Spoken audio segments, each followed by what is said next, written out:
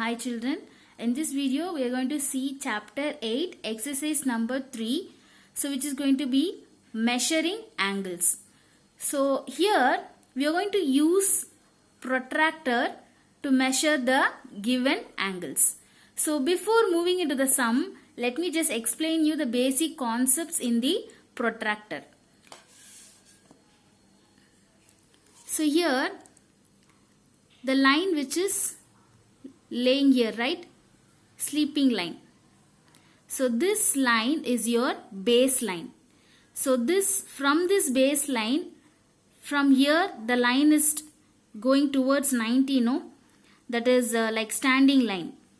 So this standing line which touches the baseline, it is called as center point. So this point where the baseline and the standing line is interacting, no, so this point is called as center point. So from this center point, the line which is going towards your right side, this is one baseline which is towards right side.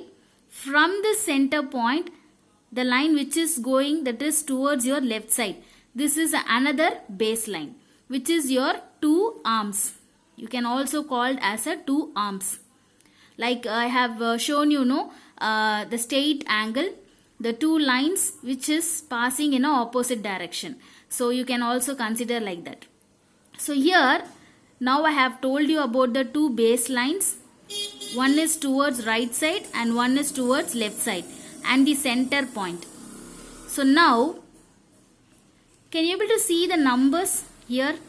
0, 10, 20, 30, 40, 50, 60, 70 and it till comes to 180. Again here towards your left side, again from 0, 10, 20, 30, 40, 50, 60 and keeps on moving till 180. So this you will call it as a inner scale. The number 0 which starts towards your right side is called as inner scale. So again from the left side, from towards your left side, the number which starts from 0, no, so this you will call it as a outer scale. Okay, so using these details we are going to find the measurement of the angles for the given figures. So here, can you able to see this figure? So this is one ray and this is another ray, which you'll call it as two arms. So now we are going to place this protector on this figure. So always in this figure, this is a center point, that is vertex point. So this vertex point of the figure has to be placed the center point from the protractor. So like this you have to place it. The center point of the protractor should be placed on the vertex point of the figure, so that the baseline on the protractor towards your right side should fall on the figure of the baseline. The center point of the protractor and the vertex point of the figure should be on the same point. So now when you choose the baseline towards your right side, that time you have to use your inner scale of your protractor. That is, see, this is your baseline, right? From your protractor, this is your baseline. When you use your right side baseline, you have to use inner scale of the protractor. You have two scales, no? Inner and outer. When you use right side, you have to use inner scale. So from 0, 10, 20, 30, 40, 50. So this line, the second arm of the figure, exactly falls on 50. Okay. So this angle is 50 degree, which is your acute angle. So this can be named as A, B and C. So like angle A, B, C is equal to 50 degree. Okay. So we'll see some more sums in the textbook also. So here first we have to guess the angle, name of the angle, and then we are going to measure what is the degree of the angle. So when you take this A sum, look at this figure and just guess what angle it will be. So it is sleeping line and standing line together forms a right angle. So always the right angle will be 90 degree. So without measuring, I am just concluding it is a 90 degree. We can also check with the protractor. So I told you, when you measure, the vertex point of the figure and the center point of the protractor should be on the same point.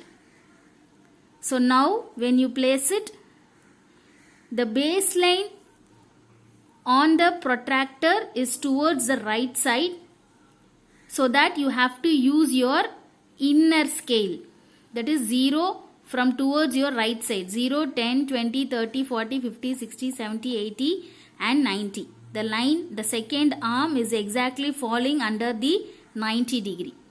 Okay. So here I'll just show you a D sum also. So this is the vertex point. So I'm going to place the center point of the protractor.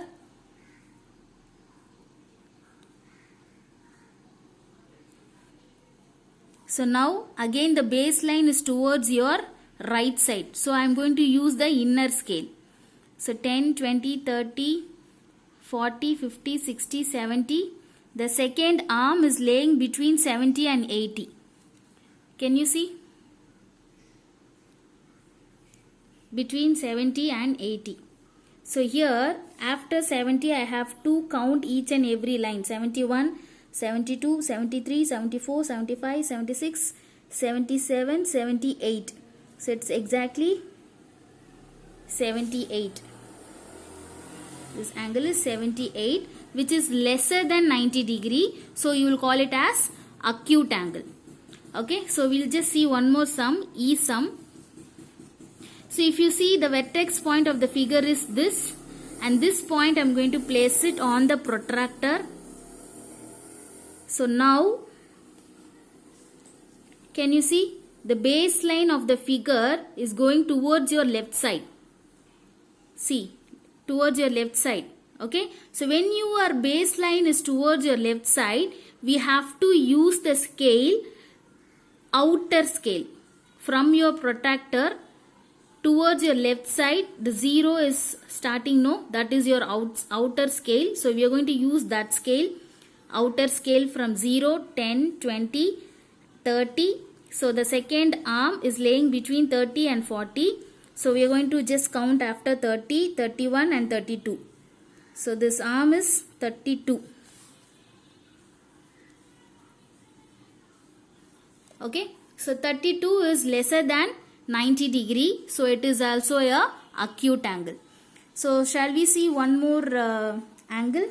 Okay. Let me just take F. Okay. So here if you see, the vertex point is this. Okay. If I am placing the protractor on the vertex point, just adjusting the baseline exactly on the figure. So now can you see the baseline? This is your baseline. So this baseline is towards your right side. So when your baseline is towards your right side, which angle, that is which scale you have to use? You have to use your inner scale. So from 0 towards your right side, we are going to check with the second arm where it is laying exactly 160. See, the second arm showing 160 in a inner scale. Okay, 160. So this 160 is greater than the right angle, which is 90 degrees. So you will call it as obtuse angle. So hope you have understood. Thank you, children.